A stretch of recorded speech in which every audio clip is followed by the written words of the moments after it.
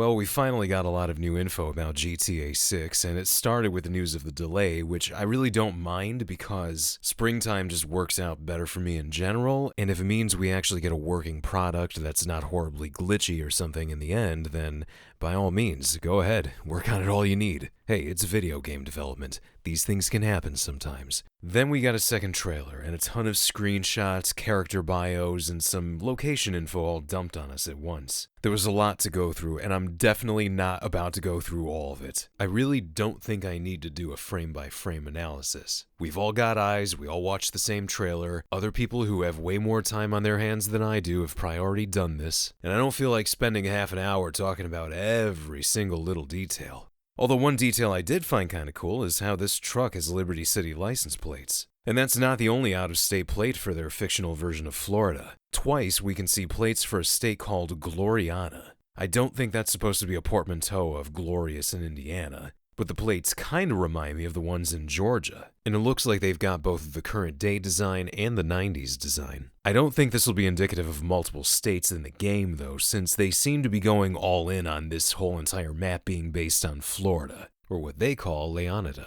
At least I hope I'm pronouncing that right. Although maybe a small part of the map could be Gloriana. It probably won't be huge, but it'll be there basically. Either way, they had a little showcase of places like Vice City, Ambrosia, Port Gellhorn, and then there's another place called Mount Calaga National Park, which kind of made me wonder, what part of Florida is that supposed to be? That state's not exactly known for rocky mountains and cliffs. Terrain-wise, it's probably about as flat as you can get. But this part of the map might not be based on any part of Florida at all. In southwestern Georgia, there's a place called Providence Canyon State Park, and honestly, just by looking at pictures of that place, I'm pretty sure this is the influence for it.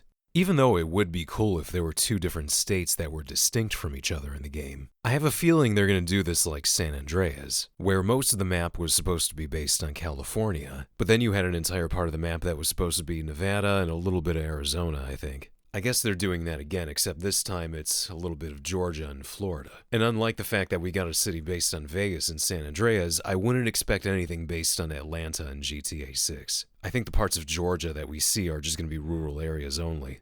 Anyway, really short video, but I felt like pointing that out because even though a majority of the game seems like it's based on Florida, I guess they are taking influence from a few other parts of the Deep South. I think just to add a bit of variety to the map.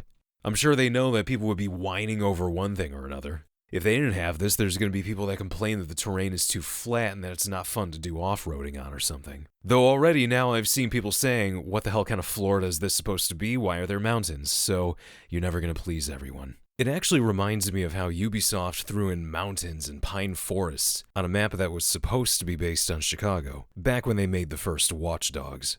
I think they knew that, like with Florida, the rest of Illinois is really flat until you get a couple hundred miles away from the main city that they feature. Although at least Rockstar seemed to be putting Mount Calaga far away from Vice City. It's not right next to it, so it's not going to break any immersion of having mountains and stuff next to Miami. That's part of where Ubisoft screwed up, because you'd be standing in the middle of what looks like the Pacific Northwest, and then all of a sudden you've got Chicago right there.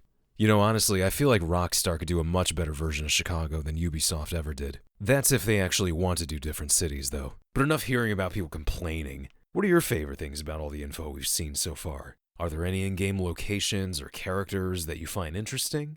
Let me know in the comments, and thank you for watching.